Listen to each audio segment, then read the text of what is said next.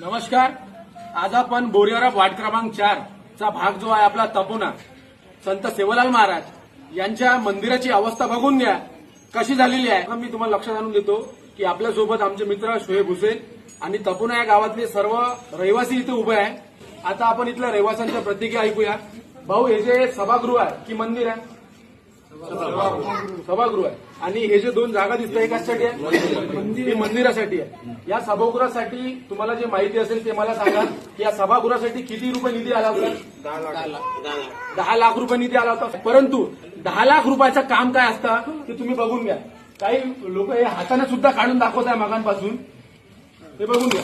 हे आदरणीय संजय भाऊ राठोड, तुम्ही मंत्री आहात, तुम्ही यवतमाळ जिल्ह्याचे पालकमंत्री आहात. त्यानंतर तुम्ही एवढं मोठं देवस्थान तिथं उभं केलं पोहरादेवीला. तुम्ही आमच्या गावात सुद्धा लक्ष द्या, कारण की 10 लाख रुपये जेव्हा आमच्या समाजासाठी, बंजारा समाजासाठी येतात तेव्हा त्याचा निधी जाते कुठं? नाही, काही नाही. इथं दरवाजा सुद्धा नाही. मंदिरासाठी इथे काही सोयी सुविधा केलेली नाही. आणि गावातील नागरिकांचं म्हणणं असं आहे की अत्यंत वाईट दर्जाचं, निकृष्ट दर्जाचं काम इथं झालेलं आहे.